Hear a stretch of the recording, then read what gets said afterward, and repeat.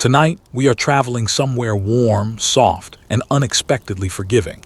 We are going back to a world where a rounded belly was not something to hide, where thick hips were treated as a blessing from heaven itself, and where a woman was praised, not shamed, for looking well-fed. This is ancient Greece, and tonight we are exploring its strange and surprisingly gentle beauty standards. Before we drift into the story, if you're enjoying these long, slow histories, consider subscribing so more of them find their way to you. And if tonight's topic happens to be exactly what you needed to hear about, leave a comment and tell me where in the world you're listening from. I always read them, even the ones written at 3 in the morning, half asleep already. Now settle in. Dim the lights if you haven't already. Let your shoulders drop. And whatever you do, stop holding your stomach in, because where we're going tonight, that stomach is considered rather lovely. Let's ask a strange question to begin. What would it have felt like to live somewhere that curves were treated as wealth? Somewhere a suntan was a source of quiet embarrassment, and paleness was something families protected like a family heirloom.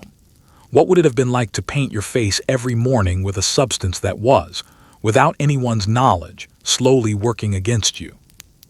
Imagine growing your eyebrows together on purpose, blending them into a single proud line, and being told this made you beautiful.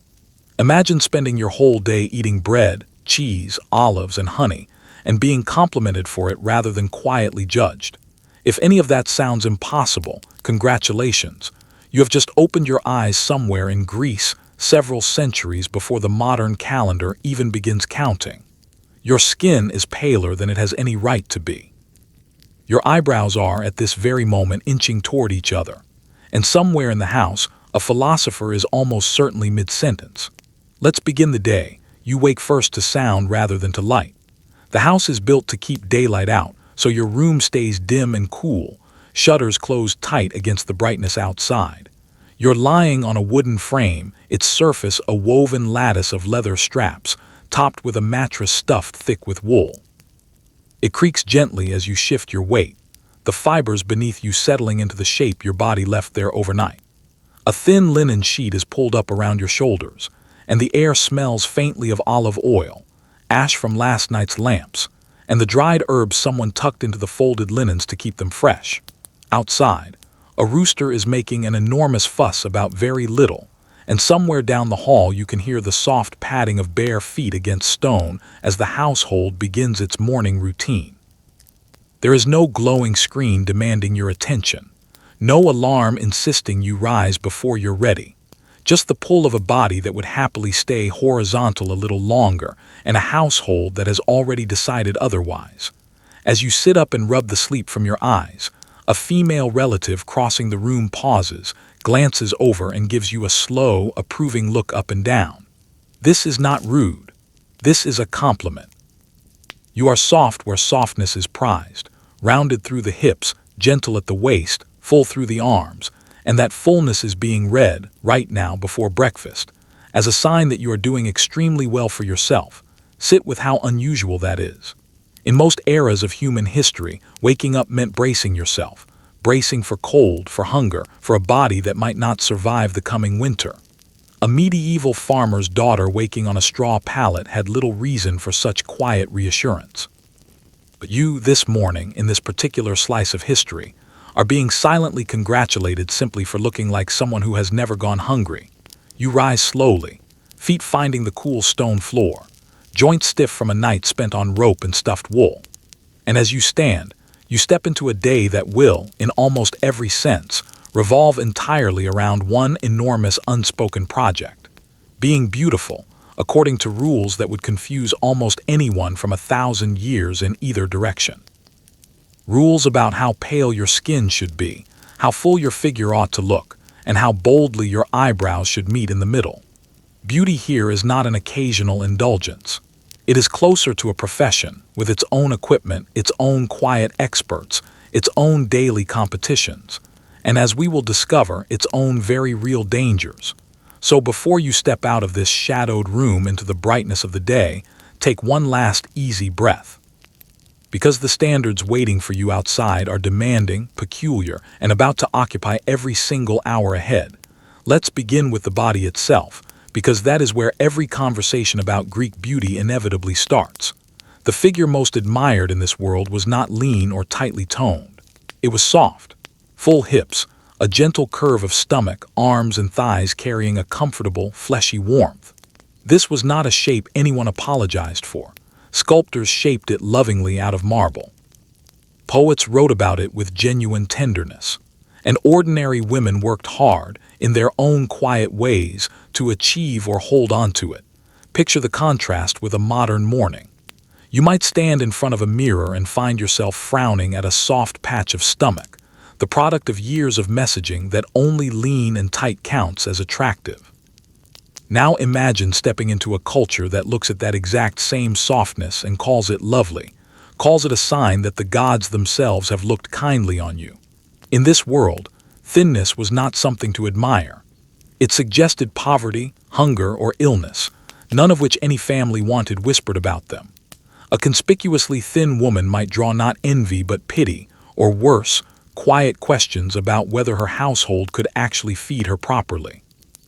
So fullness became its own kind of language, one that everyone in the culture could read fluently. To be soft and rounded was to announce, without saying a word, that you had enough food, enough rest, enough comfort to let your body relax into abundance. It was rather like wearing your bank balance on your own hips, except everyone around you had been trained since childhood to read that particular currency at a glance. This did not mean there were no standards at all, or that anything went. There was still an ideal shape to reach for, still a preferred harmony of proportion that separated admired fullness from simple neglect. The goal was abundance carried with grace, not carelessness. Even in their love of curves, the Greeks wanted balance, wanted the fullness to look healthy and cared for rather than accidental. But set beside almost any culture that came after, especially our own, it remains a remarkably forgiving standard. Imagine being told sincerely by your entire community that resting more and eating well was quite literally the correct path to beauty. Of course, a body this admired deserved the right presentation. And the presentation, oddly enough, began not with the figure itself, but with something positioned much higher on the list of priorities: the exact shade of your skin. Let's talk about your complexion, because in this culture it carried enormous weight, arguably more than almost anything else about your appearance. The ideal was skin that was pale, smooth, and thoroughly untouched by sunlight, something like the color of a peeled almond. And the reasoning was pure, unapologetic social calculation. A tan meant you worked outdoors, under a punishing sun, in the fields or the marketplace, like the women who had no choice in the matter. Pale skin meant you stayed inside, sheltered, cared for, tucked safely within the shaded interior of a comfortable household. Your complexion, in short, functioned like a resume written across your own face. So women went to genuinely remarkable lengths to preserve that pale, almond tone. They avoided direct sunlight the way you might avoid a particularly long-winded acquaintance at a party.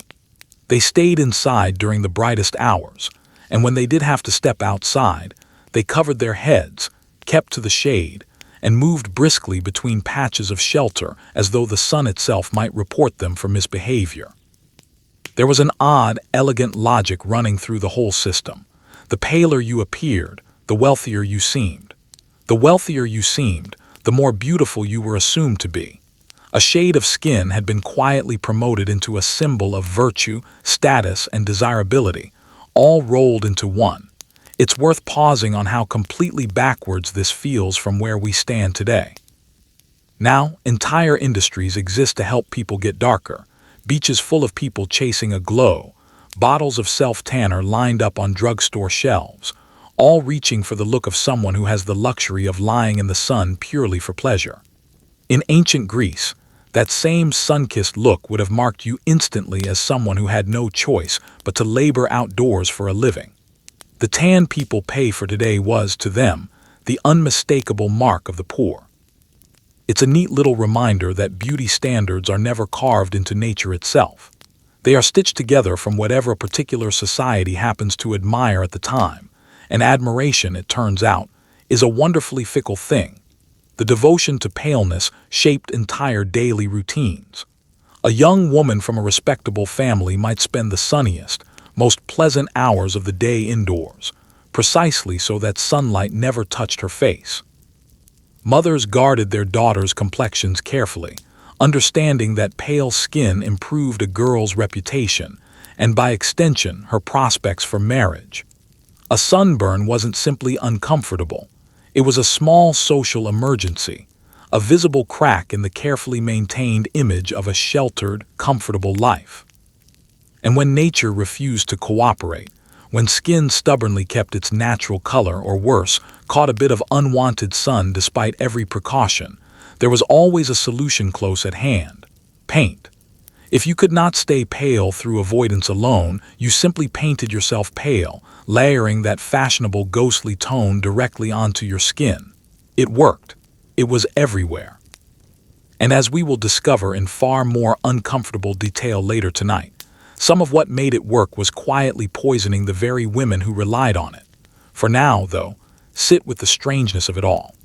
An entire civilization treating the avoidance of sunlight as the very height of loveliness. Women hiding from the warm Mediterranean sun as though it were something to be feared, all in pursuit of a complexion that whispered wealth, leisure, and ease. Your skin has passed inspection, or at least it will, once we help it along a little. So let's move from the blank canvas to the paint itself, and properly decorate that fashionably pale face. Now that you're fully committed to looking as though daylight has never once touched you, let's decorate the canvas properly. Greek women reached for a fine whitening powder to deepen that all-important paleness, brushing and patting it across the face until the skin took on a smooth, almost moonlit glow. Over that pale base came color, applied with real care to the places that needed a touch of life. Cheeks were warmed with red pigments drawn from plant roots and mineral earths, and the lips were tinted to match, giving a soft, healthy flush against all that deliberate whiteness. The whole effect was meant to look fresh, natural, effortless, which is genuinely funny once you consider how much effort actually went into it. Picture yourself sitting patiently in the dim morning light while someone leans in close, dabbing, blending, adjusting your face by hand. There are no bright mirrors here, no cotton pads, no neatly labeled containers waiting on a shelf. There are only small pots and boxes, powders and pastes, a steady hand, and a technique passed quietly from mother to daughter over generations. The pigments carry a faint scent of crushed earth and plant matter. The powder settles cool against your skin, and slowly, patiently, an ordinary tired face becomes a fashionable one, pale and rosy and composed, ready to meet the day. The reds came from roots and minerals, ground down and blended into something that would cling to skin through a long day. The whites were another matter entirely, and this is where the story eventually turns darker, because the most effective whitening ingredient of the age carried a hidden cost nobody at the time understood. We will return to that grim detail later, because it deserves its own quiet, uninterrupted moment. For now, what matters is the intention. This was never meant to look like bold, theatrical paint. The Greek approach to cosmetics leaned toward subtlety, toward the illusion of natural beauty only gently coaxed forward rather than dramatically rebuilt. The goal was to look as though you had simply woken up flawless, which is, of course, exactly the same impossible standard driving the modern no-makeup makeup look. Thousands of years apart, and the trick is identical. Spend real time, real effort, real money to look as though you did absolutely nothing at all. There was judgment built into this too. A face painted too heavily, too obviously, invited gossip, quiet murmurs that a woman was trying too hard, or perhaps hiding something. The refined ideal called for restraint, a whisper of color rather than a shout. Women walked a careful line every single morning, painting enough to meet the standard of fresh loveliness, but never so much that they tipped into looking artificial. A delicate performance, repeated daily, judged constantly, and admitted to by absolutely no one. And so you sit there, pale, flushed, and quietly poisoned in the most fashionable possible way, your face arranged into an image of effortless beauty. But a painted face was only half the picture. The Greeks had very strong opinions about the frame surrounding your eyes, And their favorite feature, there is one that would send a modern beauty salon into an absolute panic.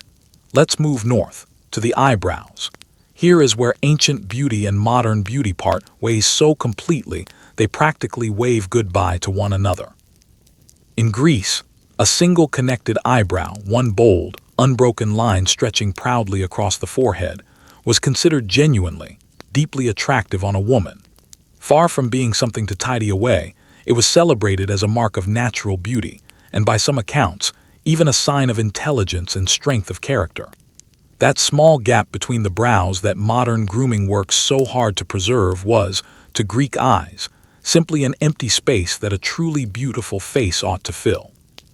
So rather than plucking a connected brow apart into two neat, separate arches, women encouraged it to grow together. Those lucky enough to have naturally full, meeting brows were considered blessed and left entirely alone. But nature is not always so generous, and plenty of women found themselves with a disappointing little gap between their brows, a small, unfashionable clearing.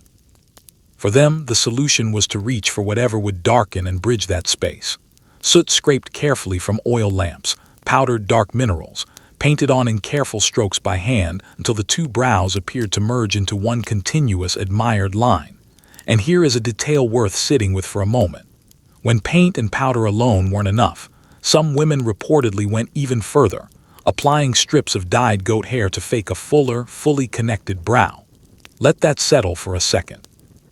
In pursuit of admiration, a fashionable woman might attach a small piece of goat to her own face, position it carefully, and step out into the world entirely confident that she now looked irresistible. It is difficult to imagine the modern equivalent, and honestly, it is probably best not to try too hard. Think about the sheer distance between then and now. Somewhere today, a person sits in a bright salon chair, paying good money to have a technician carefully define the gap between their eyebrows, shaping two crisp, distinct arches with real precision. A Greek woman glancing across the centuries at that scene would find it utterly baffling. Why would anyone spend money destroying the very connection that makes a face beautiful? To her, that neat little gap would look like a strange, deliberate flaw, a small self-inflicted imperfection made in the name of fashion. That is really the lesson tucked inside all of this. There is nothing fixed or inevitable about which features a culture chooses to celebrate. The unibrow was never objectively lovely. The separated brow is not objectively lovely either.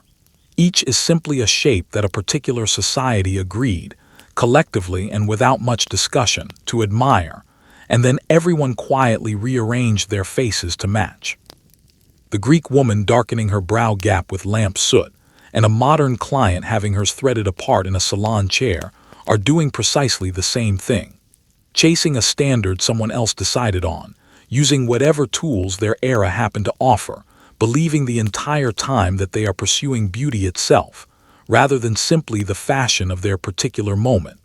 It also tells you something about how confident the Greeks were in their own taste. They didn't hedge, didn't apologize. They looked at a single bold line running across the brow and declared it a triumph, then set about helping every willing face achieve it.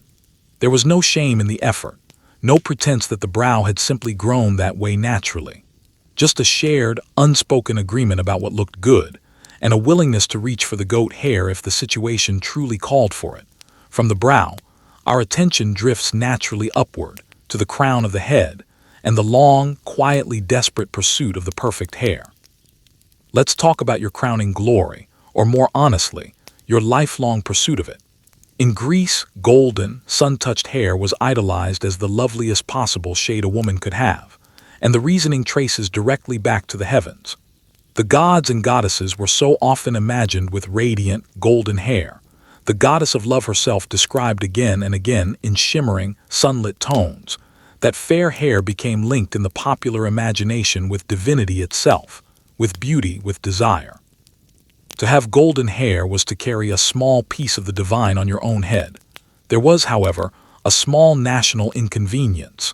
Most Greeks were naturally dark-haired, rich browns and deep blacks far more common than any golden shimmer. This created a widespread, quiet envy, an entire population admiring a color that relatively few of them actually possessed.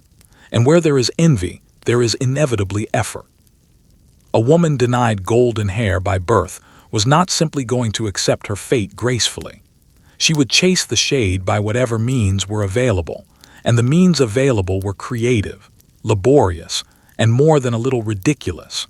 The most natural approach was the sun itself, which carries a delicious irony given how hard these same women work to keep sunlight off their faces. Lighten her hair, a woman might spread her locks out to catch direct sunlight, sometimes after treating them first with plant washes and lightening mixtures meant to coax out a warmer tone. Picture the careful choreography involved.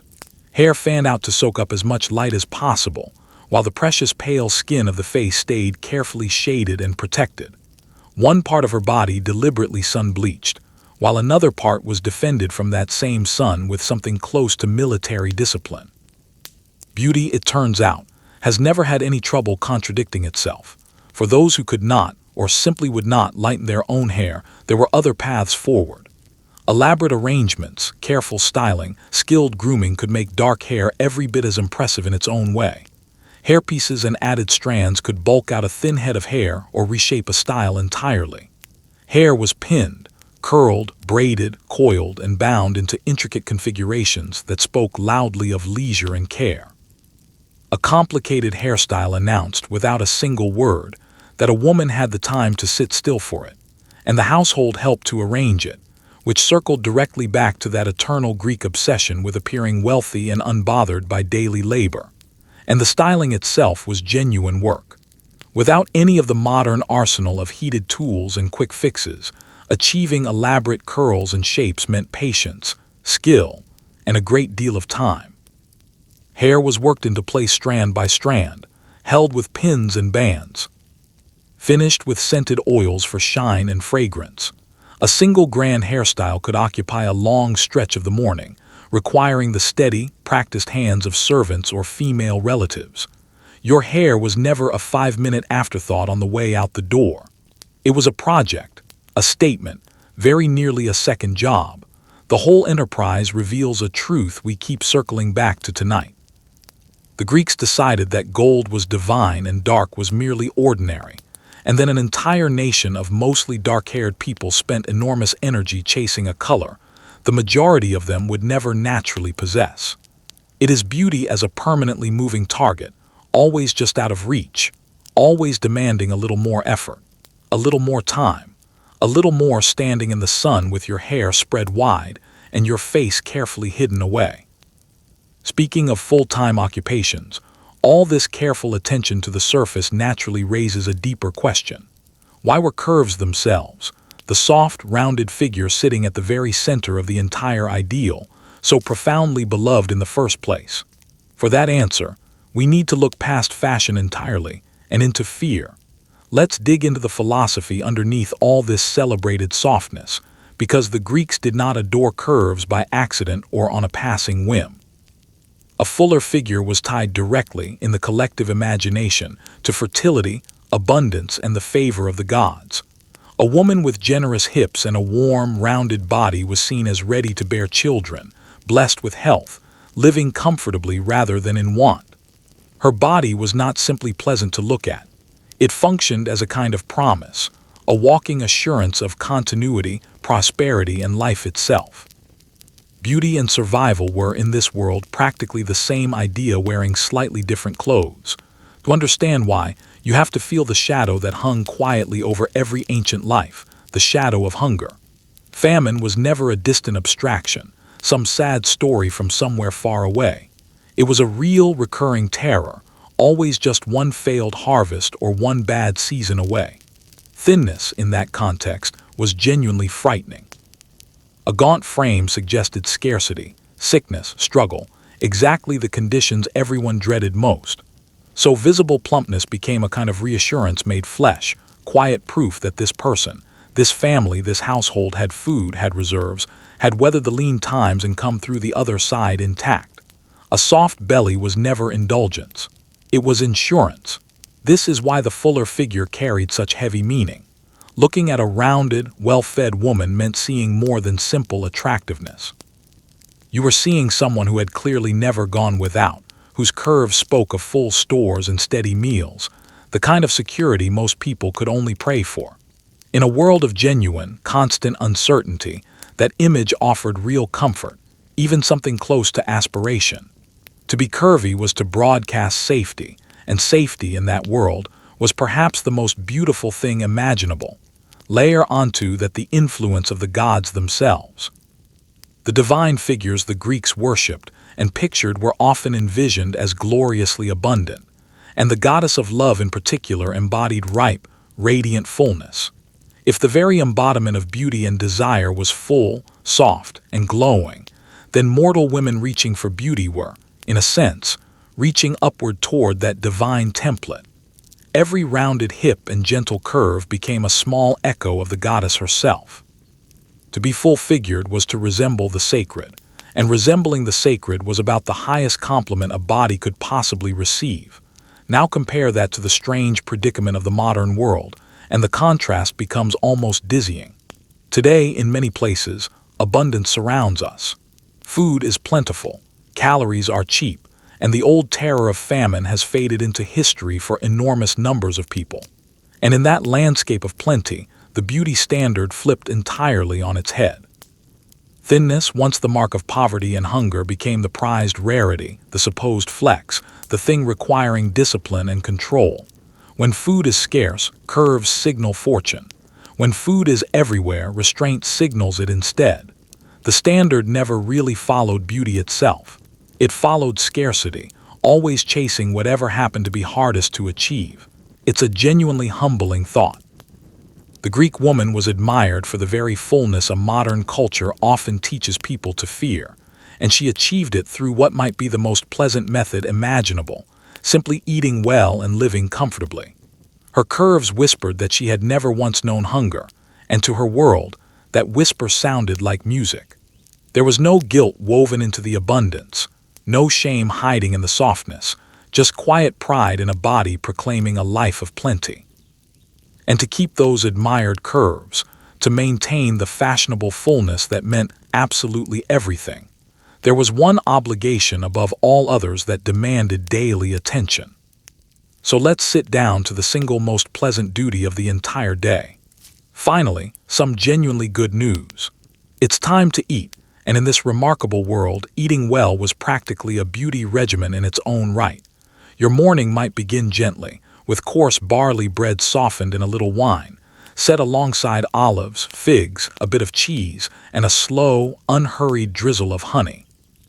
Later in the day would come something more substantial: fish pulled fresh from the sea, vegetables gathered that morning, more bread, whatever fruit the season happened to be offering up. Nothing on this table was designed to shrink you, to punish you, to make you smaller. And that was precisely the point. Food here was never treated as the enemy. Food was the loyal ally of the fashionable fullness everyone so openly admired. Let your senses settle into the scene for a moment. The bread is coarse and hearty, dense enough to feel like a real meal, its crust softening slowly as it soaks up the wine. The olives are briny and rich, glistening faintly with oil. The figs are soft, almost jammy, impossibly sweet. The honey pulls in slow golden threads that catch the dim morning light as it falls. There is cheese too, tangy and firm, made from the milk of goats and sheep grazing somewhere not too far away. It is simple food, humble food in many ways, but it arrives abundant and satisfying, and it is meant to be enjoyed without a single flicker of guilt attached to it. Imagine what that guiltlessness would actually feel like. Picture reaching for a second helping of figs, or tearing off another piece of honey-soaked bread, and receiving not a raised eyebrow or a muttered comment about restraint, but a warm, approving glance from across the room instead. In Greece, a healthy appetite was never treated as a shameful secret to be hidden and carefully rationed. It was an asset, a virtue, a direct contribution to the very body the culture prized above almost everything else. Your appetite was working for you here, not against you. For a modern listener, this is precisely where the whole scenario tips over from history into something closer to pure fantasy. So many people spend years, even entire decades, locked in a quiet, exhausting war with their own plates, counting, measuring, portioning, denying, feeling a small private stab of failure at every ordinary indulgence. A lifetime spent being told in ways loud and quiet both that the smaller the meal, the better the person eating it. And here in ancient Greece, that entire anxious framework simply does not exist. The pressure runs in the opposite direction entirely. Eat, the culture says. Rest. Fill out. Let yourself be soft and abundant, because that right there is what loveliness genuinely looks like, of course. This was never endless, mindless feasting, and it's worth keeping the picture an honest one. The Greek diet was, by modern measures, fairly simple, built largely around grains, olives, wine, fruit, vegetables, and fish, with richer meats reserved more for special occasions and religious sacrifices than for the ordinary rhythm of daily eating. This was not a table groaning under roasted excess at every single meal. It was a steady, wholesome kind of abundance, the sort that kept a body comfortably full and pleasantly rounded, rather than uncomfortably stuffed. The fullness the Greeks admired came not from gorging, but from simply never going without, from a life built on reliable, satisfying meals, one after another without interruption. Still, set against the anxious eating habits of the modern age, it reads almost like a gift. A world where the ideal body was achieved by eating good food, resting often, staying comfortable. A world where your curves were the reward for living well, rather than the punishment for supposedly living wrong. You finish your bread and figs feeling not 1 ounce of regret, only the warm, settled contentment of a body doing exactly what its whole society wanted it to do. But no Greek meal, morning or otherwise, was ever truly complete without the drink that ran like a bright thread through the entire culture, touching the table, the temple, and the beauty ideal all at once. Let's pour something, because you genuinely cannot understand Greek life or Greek beauty without understanding wine. It was woven through daily existence at almost every level, sipped alongside meals, poured out as offerings to the gods, shared freely at gatherings both large and small. Crucially, though, it was almost always watered down rather than drunk at full strength. To drink wine unmixed was considered the mark of a barbarian, or at the very least a fool, a fairly sure road to social disgrace.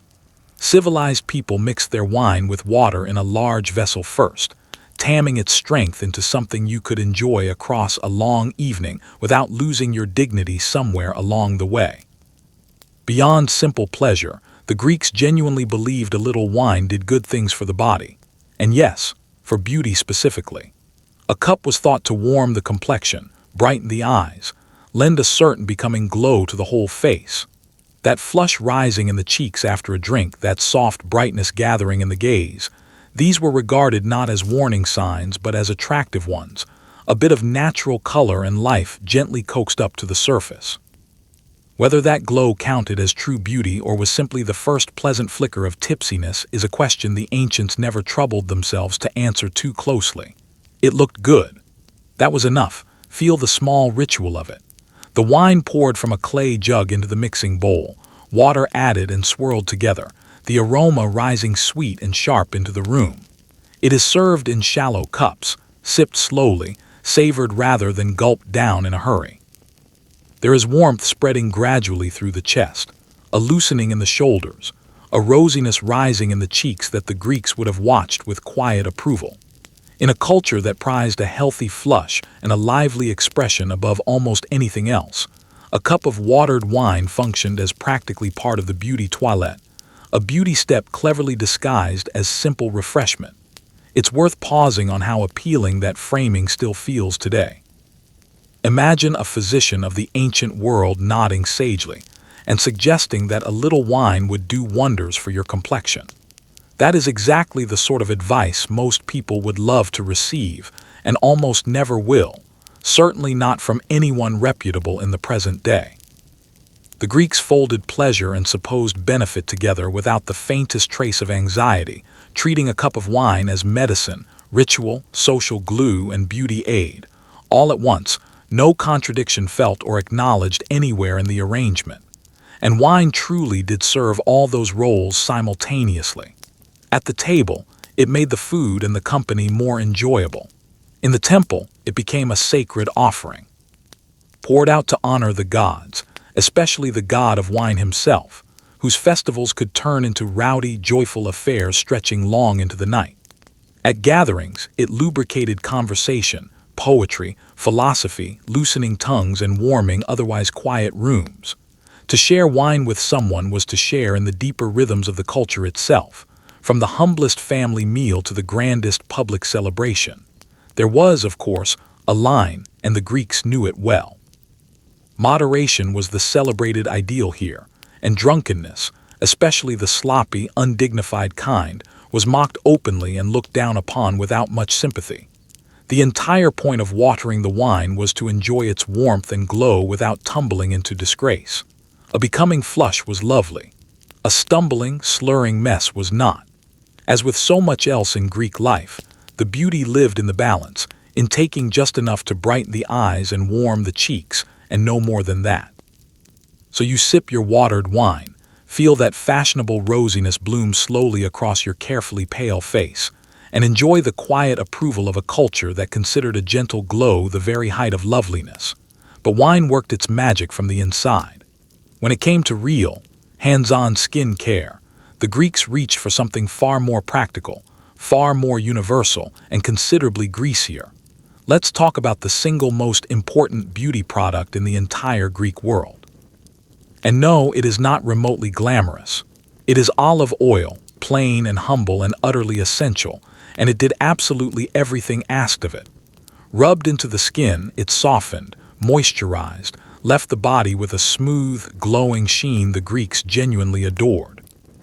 It was worked into the arms and shoulders, smoothed carefully over the legs, massaged into the scalp and through the hair, and even used as a cleanser, applied generously across the body, and then scraped away along with the day's accumulated dirt and sweat. Where a modern bathroom shelf might hold a dozen different bottles for a dozen narrow purposes, the Greek beauty routine leaned on one golden, all-purpose staple. Feel how central it truly was. The oil poured from a small decorated flask into an open palm, warm and slick and faintly fragrant, sometimes scented further with crushed herbs or flowers to make it more pleasant still. It is smoothed across the skin in slow, deliberate strokes until the whole body gleams softly wherever the light happens to catch it. There is a faint, greenish, peppery smell rising from it, the honest smell of the olive itself, nothing disguised or covered over. Your skin drinks it in eagerly, growing supple and soft, protected against the dry pull of the Mediterranean air. For a people so thoroughly obsessed with the surface of the body, olive oil was the quiet workhorse sitting behind the entire fashionable glow. The cleaning method itself deserves special attention because it is delightfully strange to modern ears. Rather than lathering up with soap the way we would today, a Greek would coat the skin generously in oil, let it mingle with the dust, sweat, and grime collected over the course of the day, and then scrape it all away using a curved metal tool designed for exactly that single purpose. Down the arm, along the leg, across the back, the tool would drag away a mixture of oil and dirt in one long, satisfying motion, leaving the skin clean and freshly gleaming underneath.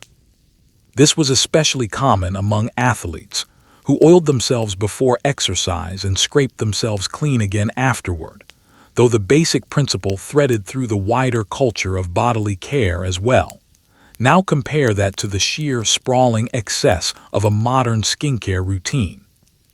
Today, a single person might own a cleanser, a separate toner, a serum for one concern, a cream for another, an oil for night, a lotion for day, a dedicated eye treatment, a mask, and a small fortune's worth of promises about eternal youth lined up neatly across a bathroom shelf. The Greek woman, by contrast, reached for one single jug. One golden, versatile, endlessly useful jug that moisturized, cleaned, protected, and beautified all at once, without a second thought required. There is something almost enviable in that simplicity, a beauty philosophy stripped right down to one trusted ingredient that had been feeding, healing, and adorning the people of the region for generation after generation. And olive oil was never merely a beauty product on its own. It stood as one of the great foundational pillars of Greek life entirely. Food, fuel for household lamps, medicine when needed, sacred offering at the temple, all pressed from the very same fruit that also happened to make your skin glow. The olive tree itself was considered sacred, a gift closely associated with the gods and treasured across the whole civilization without exception. So when you smoothed that oil into your skin each morning, you weren't simply moisturizing. You were quietly participating in something ancient and central, using a substance that lit the household lamps, dressed the family's food, and honored the divine, all from the very same source. Of course, it came with one small, entirely inevitable side effect. Coating yourself daily in olive oil left you faintly, permanently gleaming, and smelling, if we're being completely honest, rather like a very expensive salad. You would move through your day with a soft sheen catching the light at every turn, and a subtle whiff of the kitchen trailing along behind you wherever you happened to go. But your skin would be soft, supple, and glowing, exactly as fashion demanded, and no one around you would find the smell the least bit strange, in a world where absolutely everyone was doing precisely the same thing. Once you were oiled, gleaming, and thoroughly softened from head to toe, only one finishing touch remained to complete the full sensory picture of a truly well-cared-for body. You needed a signature scent, something to quietly announce your refinement before anyone had even properly caught sight of your face. Let's address the nose, because beauty in Greece was never a purely visual affair. The Greeks adored fragrance and pursued it with real, genuine dedication, blending oils with flowers, herbs, and fragrant resins to create perfumes for the body, for the hair, even for clothing itself. A fashionable woman did not simply look lovely. She arrived smelling lovely too, trailing a soft cloud of scent that announced her presence long before anyone caught actual sight of her face. In a world where daily bathing was far from universal, this was not vanity standing alone. It was, in its own quiet way, something close to a genuine public service. The perfumes themselves were built on that same faithful base we keep returning to throughout this story. Oil, most often olive oil, infused with the essence of whatever sweet things happened to be on hand. Roses, myrrh, sweet tree resins, aromatic herbs gathered from the hillside. All of it steeped and pressed together into scented oils that clung gently to the skin for hours afterward. Picture the small, beautifully made flasks that held them, some no larger than the palm of your hand, decorated with painted figures, shaped with obvious care by skilled artisans. A little of the oil warmed between the fingers, dabbed at the throat and wrists and through the hair, and suddenly you were walking through your own private garden wherever your day happened to take you. Different scents carried different reputations, and choosing yours was a small, quiet act of self-definition. Some fragrances were light and delicate, floral and fresh, suited to a modest and refined impression. Others were heavier, richer, unmistakably bold, the kind that filled an entire room and lingered long after you had already left it. A woman's chosen scent said something about her taste, her mood, perhaps even her private ambitions, in much the same way a signature perfume still does today. The right fragrance could make you memorable, unforgettable even, which is either deeply romantic or slightly alarming, depending entirely on how heavy a hand you had with the myrrh that particular morning. There is a lovely little continuity running across the centuries here. Walk into any modern department store and you will find the exact same instinct at work. Rows of glittering bottles promising allure, sophistication, mystery, seduction, all through scent alone. The Greeks were doing precisely this, minus the marketing budget and the celebrity endorsement. They understood somehow that fragrance works on memory and emotion in a way sight alone simply cannot manage. That a scent can pull at someone before they have even consciously noticed anything at all. Perfume also carried weight beyond simple attraction. It signaled refinement, leisure, access to fine, and sometimes costly ingredients traded in from distant places. Sweet resins and exotic aromatics did not appear by magic on a household shelf. They moved along long trade routes, passing through many hands, gaining value with every mile traveled. To wear a rich, well-made perfume was to display, once again, that you belonged to a comfortable, cultivated world. Even your smell functioned as a status symbol, another quiet line added to that endless resume of wealth and ease the Greeks seemed forever engaged in composing. And there was a practical, slightly less glamorous truth sitting underneath all the romance. In a warm climate, with bathing an occasional rather than daily event, and with everyone gently gleaming under their own coat of olive oil, a good perfume did real, meaningful work. It softened the honest smells of ordinary human life and replaced them with roses and resin instead. Beauty, health, refinement, and basic freshness all rolled together into one small scented flask, dabbed on each morning with equal parts hope and simple necessity.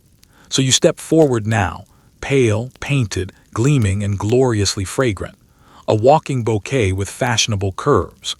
But all of this careful beautifying had to happen somewhere, and the wear turns out to be one of the strangest and most revealing corners of the entire story.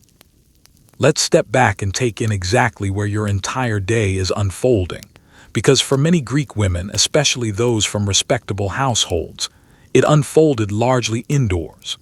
In wealthier homes, women spent much of their time within the walls, occupying the inner rooms, tending to the household, managing servants, working the wool, staying comfortably out of the sun. The home had its own dedicated women's quarters, a domain where wives and daughters lived out much of their daily lives, while the outside world of the streets, the marketplace, and public affairs remained largely the territory of men. Your beautifully pale skin was not simply a happy accident of staying indoors. It was, in a very real sense, a byproduct of an entire way of life built around that seclusion. Feel the atmosphere of those inner rooms for a moment. They're cool and shaded, the harsh Mediterranean light broken up and kept carefully at bay. The air sits still and quiet compared to the noise beyond the door. There is the soft, rhythmic sound of a loom somewhere nearby, the low murmur of women's voices, the mingled smell of oil, wool, and dried herbs. It is a sheltered, enclosed world, and within it a woman might spend the brightest, most golden hours of the day entirely removed from the sun that was busy, at that very moment, blessing everyone else outside. For the beauty ideal, this arrangement was close to perfect. Nothing preserves a fashionable paleness quite so effectively as a life lived largely away from daylight. Here is where the story gains a sharper edge, because it would be dishonest to pretend this was simply some pleasant spa arrangement. The seclusion of women, particularly in a city like Athens, was as much about restriction and control as it ever was about complexion. A respectable woman's movements were limited. Her public appearances were few and carefully managed. Her world was largely defined by the walls of her own home. The same customs that kept her skin fashionably pale also kept her contained, dependent, and largely absent from public life. Beauty and confinement were tangled together in that cool, dim air, and you cannot honestly admire the one without also acknowledging the other. It is a genuinely uncomfortable overlap, and one worth sitting with rather than rushing quickly past. The pale skin the culture worshipped was, in part, a visible sign of exactly how little freedom a woman actually had. A tan meant you moved through the world, worked, traveled, went where the day took you. Paleness meant you did not, that you stayed put within your assigned sphere. The beauty standard did not simply reflect a preference.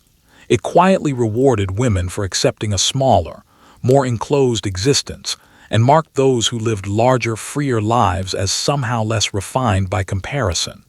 That said, the inner world was not a prison of misery, and it's worth resisting the temptation to paint it only in gray.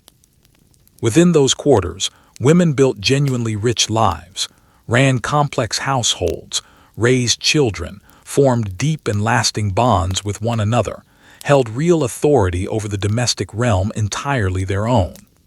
The home stood as a genuine center of activity and meaning, not merely a place of passive waiting. Much of the beautifying we've already described tonight, the oiling, the painting, the hairstyling, the perfume, happened right here, in the company of other women, woven into the fabric of daily life rather than experienced as some lonely, isolated chore. Still, the fundamental fact remains, and it is a strange one worth repeating. A whole society decided that the loveliest possible skin was skin the sun had never touched, and then arranged much of women's lives in a way that made such skin almost inevitable, at least for those of the right social class. The ideal and the confinement fed each other continuously, each one making the other feel entirely natural. It is beauty as a gilded cage, cool and shaded and quietly limiting all at once. But even within these walls, even sheltered from sun and street alike, a woman still had to present herself, still had to be seen by family, by guests, by her own exacting standards. And that meant she had to dress the part properly. Let's get you dressed. And here is where Greek fashion turns out to be quietly, genuinely brilliant. Forget tailored garments cut and stitched precisely to hug the body. Greek women wore clothing built from large rectangles of cloth, most famously the peplos and the chiton, draped, pinned, and belted into shape rather than sewn to fit any particular figure. The peplos was a heavy woolen rectangle folded over at the top and pinned carefully at the shoulders, while the chiton was typically a lighter garment made of linen, both gathered at the waist with a simple cord or belt. The real genius of the whole system lived not in the cutting, but in the draping itself. Picture the fabric. A great expanse of woven wool or fine linen, left undyed or colored gently with natural dyes, spread out and then wrapped around the body with practiced, familiar hands. Pins or small decorative brooches, sometimes lovely worked pieces of metal, fastened it at the shoulders. A belt cinched everything in at the waist, and from those few simple gathering points, the cloth fell in long, soft, vertical folds, pooling and flowing down the body in a way that flattered rather than confined it. There were no seams straining against the figure, no fabric clinging awkwardly in the wrong places, no unforgiving fit to fight against all day long. For a fuller figure, this arrangement was close to perfect. A rounded body did not have to squeeze into anything, did not have to apologize for its own curves. Instead, the draped fabric skimmed and suggested, hinting at the form underneath while the folds moved gracefully with every single step. Adjust the belt a little higher or lower, tighten or loosen the gathers slightly, and you could emphasize the waist, accentuate the hips, or let everything flow more loosely and freely. It was fashion working with the body it had actually been given, rather than demanding the body somehow conform to it, which is honestly more than most modern wardrobes can claim with a straight face. Think about the sheer maddening contrast with dressing today. A modern woman might stand in a fitting room wrestling with a zipper that simply will not close, judged by a garment cut for some imaginary standard shape that bears no real resemblance to any actual living person. The Greek woman faced none of that particular anxiety. Her clothing had no fixed size to fail to meet, no rigid seam to betray her at an inconvenient moment. One length of cloth fit whatever body happened to wear it, adapting through folding and pinning to suit tall or short, slim or full, young or old, all without complaint. The garments carried social meaning too, as everything in Greek life seemed to. Finer, lighter, more elaborately draped fabric spoke of wealth and leisure, while coarser cloth marked out humbler circumstances at a glance. Color, quality, and the sheer amount of material all signaled status clearly to anyone watching. A woman wrapped in abundant, finely woven, beautifully draped cloth was displaying her prosperity just as surely as she did with her pale skin and her admired curves. Even the fold of a garment could function as a quiet boast. So there you stand, pale, painted, perfumed, and beautifully draped, your fashionable curves gently suggested by the flow of the fabric around you. But an outfit like this was only truly complete once it caught the light, and for that, you reach for the gold.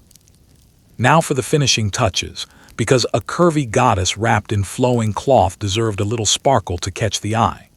Greek women adorned themselves with earrings, necklaces, bracelets, rings, and delicate ornaments for the hair, and much of it was crafted in gold with genuinely astonishing skill. This was not crude or chunky work.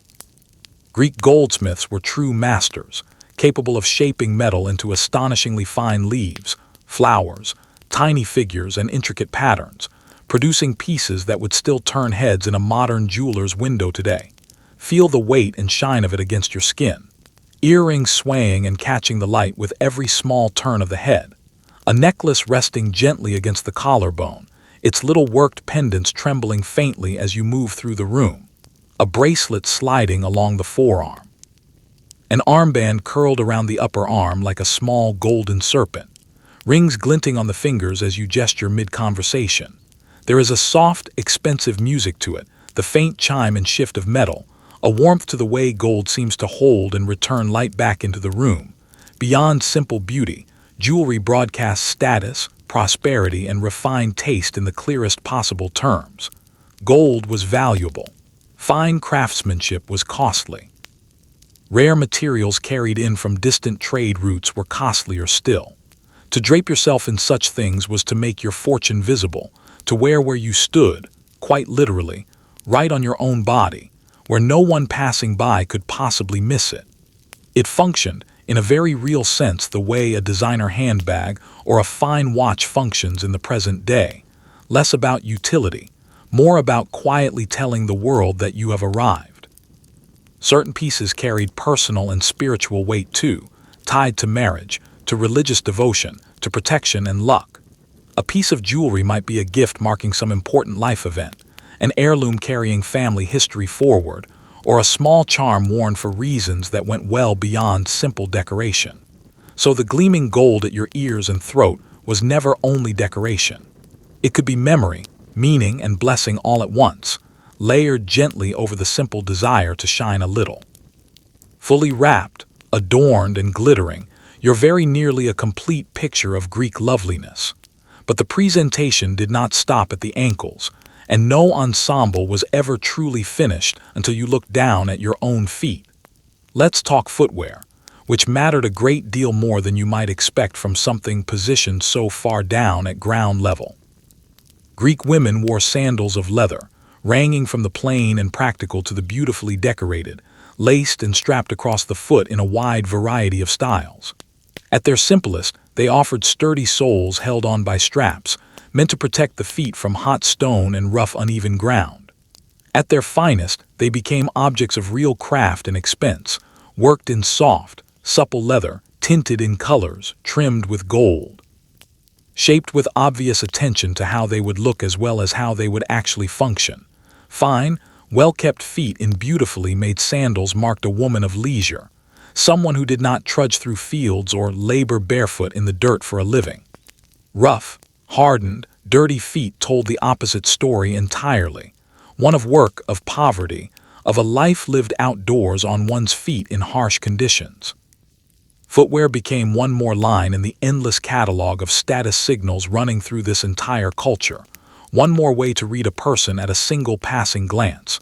So now you are complete, from your pale, painted face down to your finely sandaled feet, every element considered and carefully arranged. There is only one thing left to do, and it is, in its own quiet way, the moment of truth. You would want to inspect the final results, which meant confronting the mirror. Let's have a look at yourself if you dare. Greek mirrors were not made of glass, as ours are today. They were discs of polished bronze, buffed patiently until the metal gave back a dim, golden, faintly hazy reflection of whatever stood before it. You would lift one up, often a beautifully made object in its own right, its back engraved with figures and patterns, sometimes fitted with a handle shaped like a standing woman, and study a version of your own face rendered soft and warm by the imperfect shining surface. It was a humble technology by our standards, and yet in its own quiet way, it was rather merciful. Feel the weight of it in your hand, the cool, solid heft of worked bronze, the smooth, polished face, the decorated back catching whatever light happens to fall across it. Tilt it toward the window and your reflection swims slowly into view, but not sharply. The image is gentle, a little blurred, tinted gold by the metal itself, its fine details softened and diffused. Small flaws lose their edges entirely. The complexion is flattered by that warm cast. You see yourself, unmistakably, but a kinder, hazier, far more forgiving version. The way you might look through the soft focus of a fond memory rather than the harsh clarity of ordinary daylight. There is something genuinely comforting in that imperfection, and the more you think about it, the more enviable it starts to feel.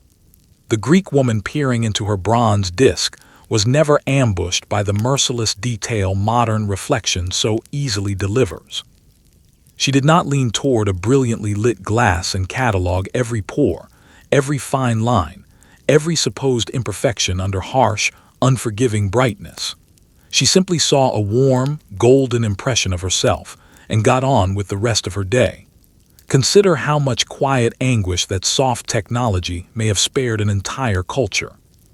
Today, mirrors and cameras conspire together to show people the most unflattering possible truths, in bright light, at close range, in sharp focus, and a whole world of insecurity has grown up in response to exactly that. The Greeks had no such tormentor waiting for them each morning. The mirror was also a treasured possession in its own right, not some disposable object tossed aside after use. A fine bronze mirror carried real value and beauty, often decorated with genuine artistry, sometimes given as a gift or kept among a woman's most cherished belongings. Some were simple handheld discs, others were mounted on stands, or fitted with lids to protect the polished surface between uses. To own a good mirror was itself a small mark of status and refinement, one more lovely object in the collection of a well-appointed life. Before it, a woman could check the arrangement of her hair, the balance of her painted face, the drape of her garment, the set of her jewelry. It was the final review, the moment when all the careful work of the morning was assessed and hopefully approved. Now, with the mirror in hand and your reflection judged acceptable, it's time to turn to one of the less comfortable grooming rituals of the ancient world, a ritual requiring patience, tolerance, and a rather worrying proximity to open flame. Let's address a delicate subject, and let's do it gently.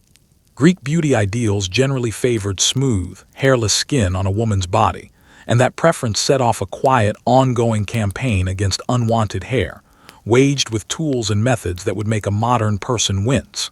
Where today we have soothing creams, precise devices, and professional treatments, the Greek woman had tweezers, abrasive stones, sticky pastes, and most alarmingly of all, the open flame of a household lamp.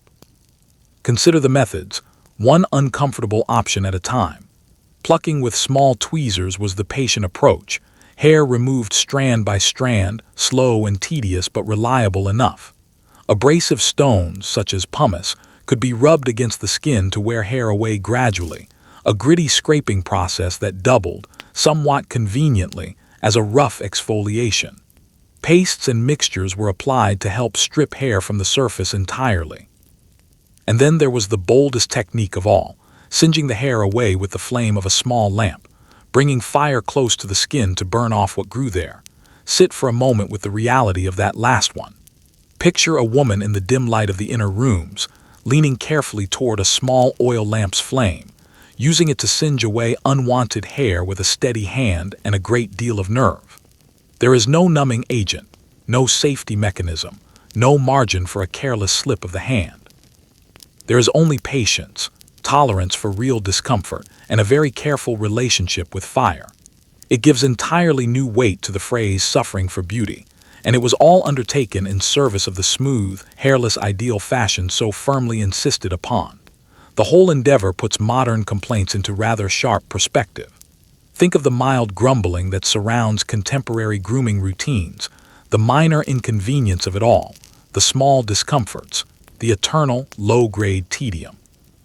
Now picture doing all of it by lamplight, with rough stone and open flame, no gentle products to soothe the aftermath, the whole process repeated as often as the hair returned. Suddenly, the modern evening routine, however dull it might feel in the moment, starts to feel like an unimaginable luxury by comparison. From the skin and its careful, painstaking smoothing, let's move up to another feature a woman hoped to keep fresh and pleasing, one that mattered a great deal the moment anyone drew close enough to actually speak. Let's talk teeth, because a pleasant smile mattered here too, more than you might guess in a world so many centuries removed from the modern dentist's chair. Without toothbrushes or toothpaste as we would recognize them today, the Greeks still made real, genuine efforts to keep the mouth clean, fresh, and presentable. They cleaned their teeth with cloths and with powders made from crushed materials such as shells and bone, rubbing and scrubbing to remove the residue of meals and brighten the smile a little. They rinsed the mouth and chewed herbs to freshen the breath. A healthy, clean smile suggested youth and vigor, both qualities prized enormously, while a mouth in obvious disrepair was much harder to hide once anyone came close. Good teeth carried real weight, because they signaled the exact things this culture loved most: youth and health. A bright, intact smile suggested a young, well-nourished, thriving body, while missing or blackened teeth told a story of age, decay, or a genuinely hard life. In a beauty ideal so fixated on the appearance of health and vitality, the mouth was simply one more place where that underlying health had to show through clearly. It was, admittedly, an imperfect system, and it's worth being honest about its real limits. Dentistry, as a genuine healing art, was still a long way from anything reliably able to save a suffering tooth, and the deeper problems of the mouth largely remained beyond help entirely. Cleaning and freshening could maintain appearances and slow the ordinary buildup of grime, but could not truly halt decay or repair real damage once it had set in. When teeth failed, they largely failed for good. Still, the effort itself is telling, and rather endearing in its own way. People cared, and they tried, using shell powder and chewed herbs and simple cloths to hold on to a clean, pleasant smile for as long as they possibly could. Sadly, no amount of shell powder or chewed herbs, no oil, no paint, no gleaming gold could hold back the one force that no beauty ritual has ever managed to bribe or outrun. That force was time. Let's confront the passage of the years, because Greece adored youth nearly as fiercely as it adored curves and pale skin. The beauty held up in poetry, praised in song, carved into marble, was overwhelmingly young beauty: the smooth skin, bright eyes, fresh coloring, and supple fullness of a woman still in her early bloom. That was the image the culture idealized, and against it, the natural changes that come with age were rarely celebrated with the same admiring breath. As the years advanced, a woman found herself measured against a standard that time itself had made impossible to hold onto, and the gap between the two could grow quietly, genuinely painful. Feel the slow shift the mirror, hazy and merciful as it was, still eventually revealed to her. The skin loses a little of its early smoothness. The bright freshness of youth softens and fades at its own pace. The effortless glow that once needed no help at all begins, gradually, to require some. And so the tools of beauty came to matter more, not less, with age. Cosmetics, careful grooming, clever dress were leaned on harder, called upon to soften the visible changes, to recall a youthful radiance that no longer arrived unbidden each morning. There is a real melancholy in that, the same melancholy echoing through every culture that has ever worshipped youthful beauty above all else, including very much our own. The young face captured on the pedestal never grows old. The living woman standing before it always does. And yet this is not the whole of the story, and it would be a far poorer tale if it were. Age in Greece brought other kinds of standing that youth alone could never offer. An older woman gained respect within the household, authority over daughters and daughters-in-law, a voice earned through years of survival, management, and accumulated experience. Beauty of the surface may have faded gradually with time, but influence, gravity, and quiet command could grow steadily in its place instead. What was lost in youthful bloom could, in time, be gained in respect and authority, the admiration of the eye slowly exchanged for the deference owed to real experience. To truly understand why youth and fullness ruled so completely, why these specific qualities sat at the very summit of what beauty meant in this culture, we have to look past mortal women altogether and meet the figure they were all, knowingly or not, quietly imitating. Let's meet the goddess at the center of it all, the one whose image hovered behind every pale cheek, every rounded hip, every golden curl carefully coaxed out in the sun. Aphrodite, goddess of love and beauty, stood as the ultimate standard, the divine template against which mortal women were forever measured, and inevitably found a little short. She was imagined as radiant, golden, and gloriously full-figured, the living embodiment of desire, abundance, and allure. When the Greeks pictured perfect beauty in their minds, they pictured her, and every mortal effort toward loveliness became, in some sense, an attempt to echo a goddess no woman could ever truly match. Feel how completely she saturated the entire ideal. That prized golden hair, hers first. The celebrated fullness of figure, soft and ripe and abundant, hers as well. The glow, the radiance, the sense of a body that was both healthy and somehow divine, all of it gathered up in the single image of Aphrodite. So when a woman lightened her hair, or nurtured her curves, or painted a fresh flush onto pale skin each morning, she was not merely following a passing fashion. She was reaching, however faintly, toward the sacred, trying to carry some small reflection of the goddess of beauty on her own ordinary human body. Aphrodite was worshipped in genuine earnest, not admired from some comfortable distance. Temples were raised in her honor across the region, offerings made for her favor, prayers directed toward her for love, desire, and beauty alike. Festivals celebrated her name. Myths circulated endlessly about her power over gods and mortals both, and her influence was understood to reach into the most intimate corners of ordinary human life. To seek beauty was, in a sense, to seek her blessing directly, and to possess beauty was to be seen as touched by her hand. And here is where the ancient and the modern shake hands once more, because Aphrodite was, in effect, the original beauty influencer. Think of how a single powerful image can set a standard that millions then chase, an ideal presented as effortless and aspirational, admired, envied, imitated across an entire culture at once. That is precisely what Aphrodite was, a flawless, impossible image sitting at the top of the pyramid, radiating a version of beauty everyone absorbed and no one could actually achieve. The mortal women below spent their days, their effort, their coin, trying to approximate a perfection that was, by its very definition, divine and permanently out of reach. That divine ideal did not remain only in temples and prayers and the imagination. The Greeks, being who they were, found a way to make it permanent, to capture the perfect form and set it before mortal eyes for good. Let's visit the sculptors, the artists who took the beauty ideal and made it eternal. Greek craftsmen became famous across the ancient world for carving the human body with breathtaking care and skill, and when they turned their tools to the female form, they favored soft curves, gentle proportions, and a calm, balanced grace. They did not carve harsh angles or lean, sharp bodies. They carved fullness, roundedness, warmth, translating the living ideal of the curvy woman into cool, enduring stone.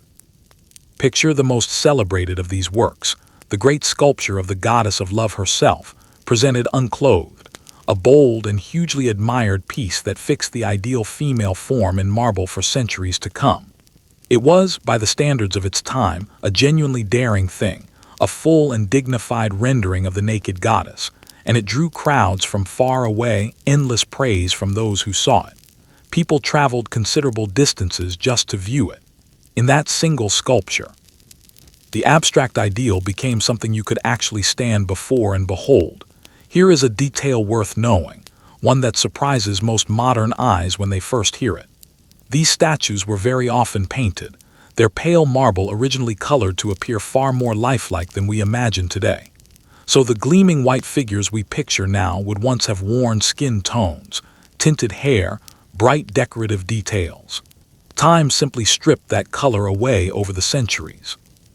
The bodies these sculptors carved were, quite literally, the beauty standards set on public display, a permanent lesson in what loveliness looked like, standing where anyone could walk past and absorb it. But women were not the only ones being measured against a sculpted, impossible perfection. The men of Greece had their own demanding ideal, and they pursued it out in the open, where everyone could watch. Let's be fair and turn our attention to the men, because they were held to an ideal every bit as exacting as the women's, only aimed in the opposite direction entirely. For a Greek man, beauty meant a fit, muscular, well-proportioned body, broad through the shoulders, firm through the torso, marked by that same love of symmetry and balance the culture prized in everything else it touched. Where women were admired for soft, rounded abundance, men were admired for controlled, sculpted strength. Two entirely different ideals of beauty stood side by side in the very same society, each with its own rules, each pursued with real, sustained effort. Athletic training sat at the very center of a man's beauty, woven into the fabric of his life from boyhood onward. Men and boys exercised, competed, trained their bodies in dedicated grounds built specifically for the purpose, developing the toned, powerful physiques the culture openly celebrated. This was never hidden away. The trained male body was a public matter, displayed, admired, discussed openly, and physical excellence was tightly bound up with ideas of virtue and personal worth. A beautiful body was thought to reflect a beautiful character, the outer form mirroring some inner nobility underneath. Feel the difference in how the two ideals were pursued. The fashionable woman cultivated her beauty largely indoors, in cool, shaded rooms, preserving her paleness and nurturing her soft fullness through comfort and rest. The fashionable man pursued his out in the open air under the sun, through sweat, exertion, and discipline, building muscle and definition through hard physical work. One ideal cultivated through leisure and shelter, the other through labor and exposure. The very same sun the women fled indoors, the men embraced outright, tanning and toughening as they trained. There is a familiar ring to all of this from a modern standpoint. Think of the contemporary pressure on men to build a lean, muscular, defined physique, the gyms full of people chasing an ideal of strength and symmetry, images of impossibly sculpted bodies held up as the standard everyone should aim for. The Greeks were running the same program thousands of years earlier, training relentlessly toward a vision of the perfect male form, judging themselves and one another against it constantly. The tools were different. The sweat was identical. So the Greeks demanded a great deal of everyone, soft abundance from the women, sculpted strength from the men, each shaped by a different corner of the very same beauty-obsessed world. But that neat division points us straight toward a fascinating exception, a place where the women broke nearly every rule Athens held sacred. Let's leave the shaded inner rooms of Athens behind for a moment and travel to Sparta, where the beauty rulebook was, frankly, thrown out the window entirely. Spartan women lived lives strikingly different from their secluded counterparts elsewhere in the Greek world. They exercised openly and vigorously, running, wrestling, training their bodies in keeping with a society that believed strong, healthy mothers would produce strong, healthy children, and above all, strong future warriors. They spent real time outdoors, ate heartily, moved freely, carried themselves with a boldness and confidence other Greeks found either genuinely admirable or deeply scandalous, depending entirely on who was doing the talking. Picture a Spartan woman set against everything we have described tonight. Where the Athenian ideal was pale, the Spartan woman was very likely tanned from her time spent in the open air. Where the Athenian ideal was cultivated through rest and shelter, the Spartan woman was athletic, active, physically powerful, her body shaped by exercise rather than comfortable seclusion. Where the Athenian woman lived much of her life within walls, the Spartan woman moved through the wider world with a freedom and self-assurance almost unthinkable elsewhere in Greece. She was, in nearly every respect, the living opposite of the fashionable pale and softly idle ideal we have spent so long exploring. The reasoning behind it all was thoroughly Spartan, which is to say relentlessly practical, focused entirely on producing strength. Sparta was a society built around its warriors, and it extended that same logic naturally to its women, reasoning that vigorous, well-nourished, physically capable mothers formed the true foundation of a powerful next generation. So Spartan girls were fed properly rather than restricted, encouraged to train rather than kept quietly still, raised to be robust rather than delicate. Beauty and strength were folded together here, and a fit, capable female body was treated not as a scandal, but as a genuine civic asset. Spartan women also enjoyed a striking degree of personal autonomy compared to women elsewhere in Greece, and this too shaped how the wider world saw them. They could own and control property in their own right. They managed family estates while the men were away at war for long stretches. They were famously outspoken, known for a sharp confidence in their words as well as their bearing. To an Athenian accustomed to women kept quiet and enclosed, a Spartan woman could seem almost alarming. A person who exercised in the open, spoke her mind freely, ran her own affairs, carried herself as though she feared no one at all. There is something bracing in this whole example, and it delivers a lesson we keep circling back to tonight. It shows in the sharpest possible terms that even within a single civilization, even among people who shared gods, language, and a common history, beauty was never one fixed thing. The pale, soft, sheltered ideal of Athens and the tanned, strong, free ideal of Sparta existed at the very same time, in the very same Greek world, each entirely certain of itself. Beauty, once again, reveals itself as a matter of culture and values rather than any fixed law of nature. From this world of formidable, free-born women, let's turn now to another group who made beauty and charm into something more deliberate still. A group for whom loveliness was not just an ideal, but very nearly a profession in its own right. Let's meet a very particular group of women, the heterae, who turned beauty, charm, and wit into a genuine way of life. These were cultivated companions who moved through circles that most other women, especially respectable wives, kept firmly within the home, never entered at all. They attended gatherings. They mingled freely with men in social and intellectual settings. And they were praised not only for their looks, but for their conversation, their learning, their skill in music and the arts, their ability to hold their own among educated company. For the heterae, beauty was never idle decoration. It was an asset, developed and refined and carefully deployed. Picture the world they moved through. While the wives of the city remained largely within their household quarters, the heterae appeared at the gatherings where men ate, drank watered wine, talked long into the night about philosophy, politics, and poetry. There, a skilled hetera could match the conversation, offer wit and insight, play music, command the attention of the room through a combination of beauty and intelligence most men rarely encountered among the women of their own households. She dressed finely, groomed meticulously, understood the power of presentation better than almost anyone else in Greek society at the time. What set the heterae apart was that their allure was as much of the mind as of the body.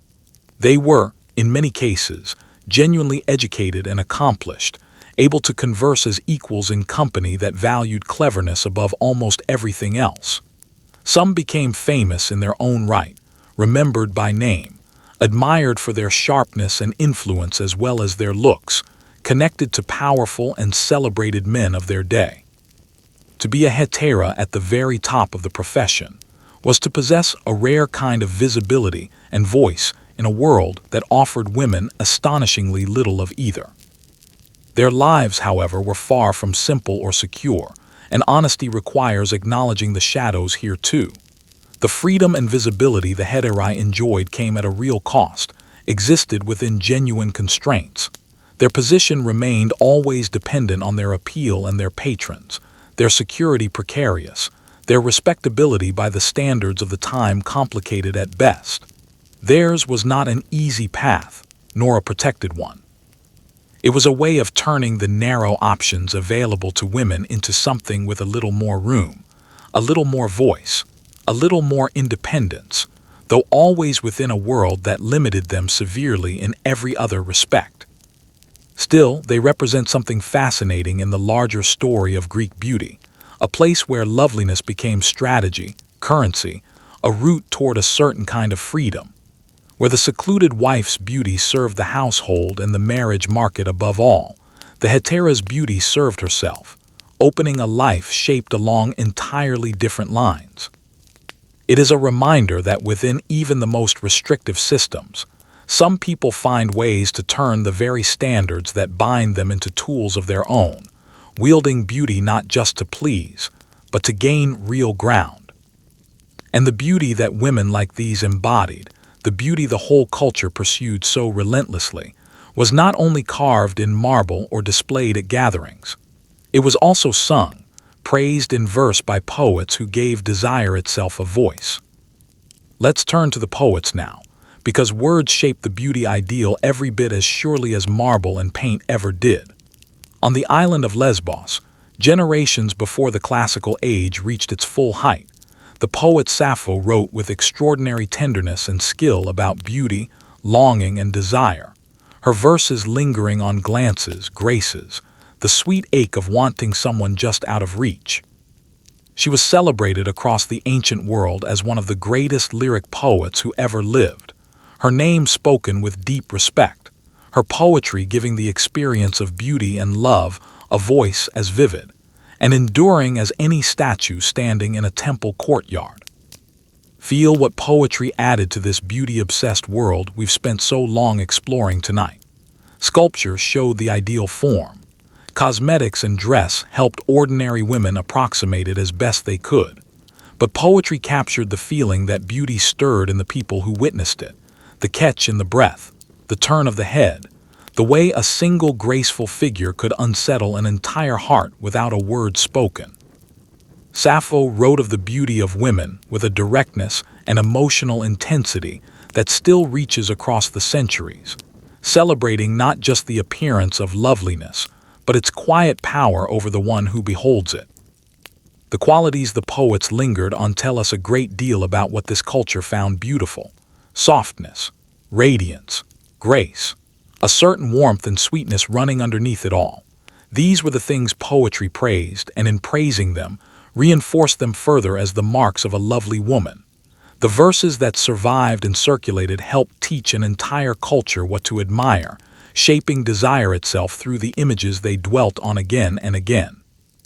There was also a real and lasting power in being immortalized this particular way. A statue could crumble over time. Paint could fade. Living beauty most certainly withered with the years.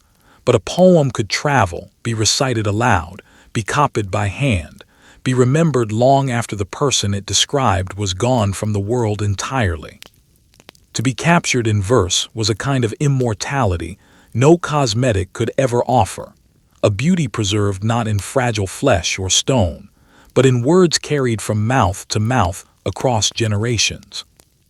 And poetry like Sappho's did something quietly radical for its time, giving voice to female beauty and female desire with a depth and seriousness the wider culture did not always afford women elsewhere. In her verses, women were not only the objects of beauty to be looked at and eventually married off. They were the ones feeling, wanting, admiring, being admired in return, subjects of their own longing rather than simply its target. Beauty praised in poetry, of course, wanted an audience, longed to be seen in the living world and not only sung about from a distance.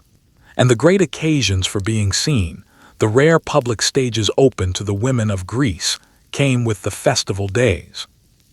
Let's step out into the sunlight carefully now, because the festival days were among the rare and precious occasions when women otherwise kept largely within the home could appear before the wider community at all. Religious festivals and public celebrations dotted the Greek calendar, offering women a genuine stage, a chance to be present, visible, part of the great shared rituals of the city itself. For these occasions, out came the finest garments, the good jewelry, the most careful grooming, all of it assembled with real intention for a day when the effort would finally meet an audience. Picture the preparation building toward such a day. The best draped garment chosen and carefully arranged, the hair dressed with special attention into its most elaborate style, the face painted with a steady, hopeful hand, the gold brought out to catch the sunlight properly for once, the whole composition assembled with the knowledge that today, unusually, people would actually be looking. There is excitement in it, and a certain nervousness too, the awareness that a woman rarely seen in public was about to step into full view, judged and admired by a community that had few other chances to behold her clearly. The festivals themselves were grand affairs woven through with religious devotion and civic pride together. There were processions winding through the city streets, rituals performed at temples and altars, sacrifices and offerings, music and gathering, whole communities drawn together in shared observance of something larger than any one household. Women had real roles in much of this, carrying offerings, taking part in ceremonies, joining processions, with some festivals serving as the special province of women alone, largely closed off to men entirely. For a young, unmarried woman in particular, appearing at a festival carried weight far beyond the day itself. These public moments were among the few times such a woman could be seen by the wider community, including by families with sons of marrying age, and so her appearance, her bearing, her reputation were all quietly on display for evaluation. A festival was devotion and celebration, yes, but it was also, in a very real sense, a kind of audition, a chance to make an impression that might shape the entire course of her future life. But beneath the color and devotion of the festival ran a more practical current, especially for the young and unmarried, because being seen was rarely only about the day itself. Being seen was very often about the future, about the transaction that shaped so many women's lives from the very beginning, the making of a marriage. Let's talk about what so much of this careful beauty was ultimately building toward. Because for a great many Greek women, the whole elaborate project pointed steadily at one destination: marriage. A young woman's looks, her bearing, her reputation all played directly into her prospects, and families weighed a bride's beauty alongside colder, often weightier considerations, chiefly her family's standing and the dowry she would bring with her into the union. Understand how these marriages were actually made, because it reframes everything we've discussed tonight. Marriage in Greece was largely a matter arranged by families rather than a love match freely chosen by the couple themselves, a practical union negotiated for the benefit of entire households and their futures. Brides were often quite young, and their own personal wishes carried little formal weight in the arrangement itself. The union existed to produce legitimate children, to join families together, to transfer property and standing from one generation to the next. This is where the curvy, healthy ideal did some of its most practical work. A full, rounded figure signaled fertility and good health, exactly the qualities a marriage was expected to deliver in the form of children, especially sons and heirs. So the fashionable fullness was never only admired for its loveliness. It was read as a promise of the very thing marriage existed to secure, the continuation of the family line into the next generation. Feel the weight this placed on the whole beautifying enterprise we've spent tonight exploring. All the grooming, the preserved paleness, the careful dress, the arranged hair, the gold, none of it was merely vanity or personal pleasure. It carried genuine consequences for a young woman's future, her security, her standing, because a better impression could mean a better match, and a better match could shape the entire course of her life ahead. The stakes were real, and often decided almost entirely by others on her behalf. And yet none of this is to flatten the reality into pure grimness. Marriages could and did grow into genuine bonds over time, and women found meaning, authority, even real affection within them as the years passed. But at the outset, in the making of the match itself, the transactional truth remained plain, and a young woman's beauty was part of what was being appraised, negotiated, and spent. And in the relentless pursuit of that loveliness, in the daily effort to embody the prized ideal so faithfully, lay a danger that few of the women involved could ever have understood, a hidden cost quietly exacted by the very tools they trusted to make them beautiful. Let's return at last to that innocent-looking whitening powder, because it hides a genuinely dark secret underneath its pale surface. To achieve the pale, flawless complexion that fashion demanded above all else, Greek women turned to a face whitener that contained lead. And lead, we now know with the benefit of modern science, is quietly and cumulatively poisonous. applied to the face day after day, month after month, year after year, in the ceaseless pursuit of that prized paleness, it could damage the very skin it was meant to perfect. And worse, seep its harm deeper into the body of the woman who trusted it completely. Sit with the grim irony of it for a moment. A woman would paint her face to look healthy, fresh, and lovely, layering on the whitener to achieve the untouched paleness that meant status and desirability all at once. And in doing so, she was steadily introducing a poison into her skin and her system, day after ordinary day. The beauty product promised radiance and delivered, over time, quite the opposite, coarsening the very complexion it was meant to smooth, undermining the health it was meant to display so proudly. The Greeks did not understand the chemistry of what they were doing. They had no knowledge of lead poisoning, no way to trace the connection between the beloved whitener and the harm it slowly caused, no warning labels, no cautions to heed along the way. They knew only that the powder produced the effect fashion demanded, and so the practice continued, passed quietly from woman to woman as ordinary beauty care, generation after generation. The danger stayed invisible, slow, entirely unsuspected, which is precisely what made it so genuinely insidious. And here is the truly chilling part, the part that reaches straight into our own present day. This pattern, people willingly using dangerous substances in pursuit of beauty, suffering real harm for the sake of appearance, is not some quaint ancient mistake safely left behind in the past. It echoes through the entire history of beauty, right up to our own moment. Toxic ingredients, harmful practices, procedures and products that damage the body in the name of improving its appearance, all of it has persisted in one form or another across the centuries since. The specific poison changes. The willingness to risk harm for beauty does not. It is perhaps the darkest thread in this whole soft, glittering story tonight. The reminder that the pursuit of beauty has never been purely harmless, that the pressure to look a certain way has always carried a real, sometimes bodily cost attached to it, which makes it worth pausing before the day is done, to remember that the Greeks themselves knew beauty was never only skin deep, and prized in women qualities that no powder could paint and no poison could touch. Let's soften our focus now, because for all their obsession with the surface, the Greeks genuinely valued a great deal that lay beneath it as well.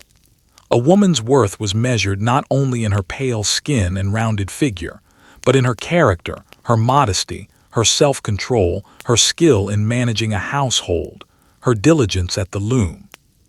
Wool working in particular, the spinning and weaving of cloth, was a celebrated feminine art closely tied in the Greek mind to virtue, industry, and the proper running of a good home. The image of the diligent woman at her loom, industriously producing cloth for her household, was a powerful and widely admired one, standing for exactly the qualities a good wife was meant to embody: usefulness, patience, devotion to home and family, productive industry rather than idleness. Physical loveliness was admired, certainly, and pursued with all the effort we have described tonight in such detail. But it was understood, even within this culture, to be incomplete on its own. A woman celebrated only for her appearance, but lacking in character, modesty, or domestic skill, fell short of the true ideal, while a woman of real virtue and accomplishment possessed a worth that mere prettiness could never fully supply. Poets and philosophers alike praised these inner qualities alongside the outer ones, giving them real weight in the culture's sense of what made a woman genuinely admirable: wisdom, restraint, loyalty, competence, modesty. These were spoken of as genuine goods, real sources of a woman's lasting value and reputation. A woman's good name, built carefully on her conduct and her character, was a treasure guarded just as carefully as her complexion, and often in the long run it mattered a great deal more. And here the ancient world quietly agreed with something we still repeat to one another today: that looks fade while character lasts. It is one of the oldest pieces of wisdom about beauty passed down to us, and the Greeks held it even in the very midst of their intense devotion to appearance.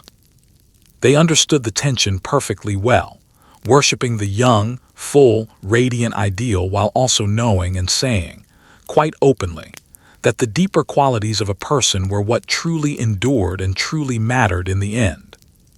There is real comfort in this thread, especially as a long day of relentless beautifying draws slowly toward its close. For all the pressure of the pale skin and the curves and the paint and the gold, the Greeks did not believe that beauty of body was the whole of a woman's worth. They saw, as we still see today, that a person is more than a surface, that character and competence and kindness carry a value that outlasts the glow of youth by a very long margin. And so, with that gentler truth settled quietly in mind, we come to the end of the long day, to the quiet hour when all the effort is finally set down, and the goddess act, for a little while at least, is allowed to rest. Let's end the day where it began, in the dim quiet of the inner rooms, as the oil lamps burn low and their small flames throw soft, shifting light across the walls. Now comes the unglamorous part, the part no poet ever sang about, no sculptor ever carved, the slow undoing of everything so carefully assembled at dawn. The whitened face is wiped clean. The elaborate hair is unpinned and let down loose. The draped fabric is unwound and folded carefully away. The gold is lifted from ears and throat and set aside in its small box. Piece by piece, the beautiful creation of the morning is quietly taken apart. Feel the softness of this particular hour. The house has grown still around you. The day's demands are finished at last. The light has gone warm and gold and low across the walls. There is the faint smell of oil and burning wick, the whisper of cloth being folded away, the small sounds of a household settling slowly toward sleep. The performance is over. The eyes that judged and admired all day are closed now, or simply gone. And in the flickering lamplight, as the paint comes away and the pins slide free one by one, what remains is simply you, tired, human, and unadorned. No longer a walking ideal, but only a person at the end of a very long day. There is something genuinely comforting in that private, honest moment, and it's worth dwelling on a while longer. All day the effort had a purpose and an audience, the paleness maintained, the curves displayed, the whole careful composition presented to a watching world. But here in the dark, none of that is required anymore. There is no one left to impress, no standard left to meet tonight, no goddess left to imitate until morning comes again. Tomorrow, of course, the ritual will begin all over again. The lamps will be lit at dawn. The whitener reached for once more. The hair dressed, the fabric draped, the gold clasped back on. The whole demanding cycle of the pale skin and the curves and the careful glow renewed once again with the morning light. But that is tomorrow's burden, waiting patiently in the dark. And it can wait a little longer yet. For now, in the low, warm light of the dying lamps, the goddess act is over, and there is nothing left to chase but rest. And so our long day in ancient Greece comes gently to its end. What a strange and beautiful day it was. You woke in the soft dark and were quietly congratulated for your curves. You hid from the sun to stay fashionably pale, painted your face with something that was slowly, silently working against you the whole time, grew your eyebrows into one proud connected line, chased golden hair you were never actually born with. You ate figs and honey without a single flicker of guilt, oiled yourself until you gleamed like something from a kitchen shelf, wrapped yourself in flowing cloth, stepped out smelling faintly of roses, only to unwind it all again by lamplight and lie down at last, tired and human, beneath the fatting flames. It sounds exhausting, and in truth it was. But think of the women who actually lived it, who spent their days pursuing an impossible goddess, who found real pleasure and real pride in their own soft, admired fullness, who carried on being clever, capable, and kind beneath all that paint and gold, day after day, year after year. They knew, as we still know tonight, that beauty fades while character lasts, and they lived their whole lives inside that quiet, patient truth. Because history has a funny way of reminding us that beauty was never one fixed thing. What one age worships, another quietly forgets. The curves once prized as divine, The power once chased so desperately, all of it was simply what one world happened to admire at one particular moment in time. No truer, really, than anything we chase today. So tonight, as you settle into your own soft bed, with no lead on your face and no goddess left to imitate, be gentle with yourself. You're enough exactly as you are. Let the lamps of ancient Greece burn low now. Let the old standards drift quietly away. And let yourself, at long last, simply rest.